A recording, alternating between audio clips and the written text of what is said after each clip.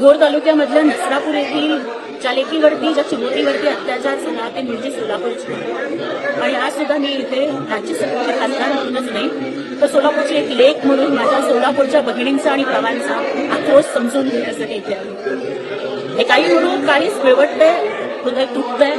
तर मला वाटतं की ती चिमुरडी ही केवळ सोलापूरची मुलगी, महाराष्ट्राची मुलगी नाहीये, तर ती माझी पण मुलगी आहे. त्यामुळे मी एवढंच सांगू इच्छिते की आम्ही इथे मागणी करतो, एक राज्यसभेचे खासदार म्हणून मी संसदेत सुद्धा मागणी करेन आणि माझ्या पूर्ण ताकदपणाला लावून मी जोपर्यंत त्या नराधमाला फासावरती लटकवलं जात नाही तोपर्यंत मी शांत बसणार नाही. कारण त्या लेकीच्या किंकाळ्या माझ्या सुद्धा कानात अजून सुद्धा घुमतायत आणि तिचा आक्रोश माझ्या काळाला चिरतोय. आणि जो नराधम स्वतःच्या घरातल्या मुलीला सोडत नाही, ह्याच्या आधी दोन मुलींच्यावरती अत्याचार करतो, तो जामिनावर बाहेर येतो. म्हणून जर अशी प्रकार घडत असतील तर महिला अत्याचार प्रकरण आणि त्यातही विशेष करून पॉस्को मधील कुठल्याही गुन्हेगाराला जामीन मिळता कामा नये आणि त्याला पॅरोलवर सोडता कामा नये, ही माझी मागणी आहे. जर 90 दिवसांच्या आत चार्जशीट दाखल करण्याचा नियम असेल तर मग शिक्षा देण्यासाठी सुद्धा किती दिवसांमध्ये लवकरात लवकर शिक्षा झाली पाहिजे, मग ती 30 दिवसांमध्ये झाली पाहिजे. अशा पद्धतीचा नियम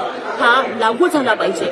आणि त्यासोबतच पॉस्कोसाठीची जी विशेष न्यायालय आहे ती अजून सुद्धा मला वाटतं की फक्त एक 68 न्यायालय सुरू झालेली आहे, ती पॉस्कोसाठी मंजूर असलेली सगळी न्यायालये सुरू आहेत. त्याचबरोबर जे फास्ट ट्रॅक कोर्ट आहे त्या कोर्टमध्ये इतरही अनेक प्रकरणं चालतात आणि त्यामुळं महिला अत्याचार किंवा पॉस्को प्रकरणातल्या केसेसना विलंब होतो. तर आम्ही केंद्र शासनाला, राज्य शासनाला मी अशी मागणी करेन की आपण केवळ महिला अत्याचार आणि पॉस्कोसाठीची स्पेशल फास्ट ट्रॅक कोर्ट्स असावे की जिथे फक्त याच केसेस चालाव्यात, जेणेकरून इतर कुठल्याही केसेसमुळे न्यायदानाला विलंब होणार नाही. काही आज त्या बाळाला न्याय मिळावा यासाठी बैठक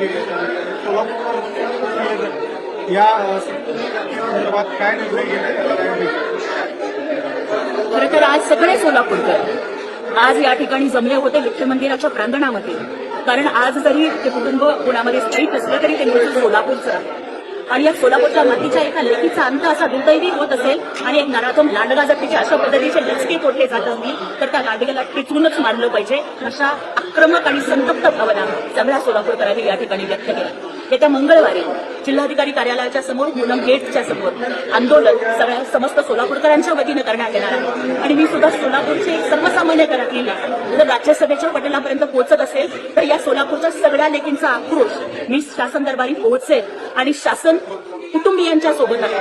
शासन पीडितेच्या सर्व कुटुंबियांच्या सोबत आहे आणि पीडितेला जोपर्यंत न्याय मिळणार नाही आणि तो लांडगा जोपर्यंत फासावर लटकणार नाही तोपर्यंत आम्ही स्वस्थ बसणार नाही, एवढाच शब्द आणि मी त्यांना या ठिकाणी देण्यासाठी. मंगळवारच्या आंदोलनामध्ये आपण सहभागी होणार आहात. एक सोलापूरची लेक म्हणून माझं कर्तव्य की मी जिथे जिथे केवळ हेच नाही तर जिथे सोलापूरकर असेल, महाराष्ट्र असेल, याच्या आधी जेव्हा डोंगराळे बदलापूरमध्ये मालेगावच्या डोंगराळेमध्ये घटना घडली होती मी तिथेही गेलो. बदलापूरमधल्या चिमुरडीवरती अत्याचार झाला होता मी तिथेही गेले. कारण एक खासदार असण्याच्या आधी मी एक आई आहे, एक बाई आहे आणि जर माझ्या लेकीवर अत्याचार होत असेल तर त्यावेळेला मी सगळ्यांच्या सोबत त्या आंदोलनाचा आवाज बनवतो.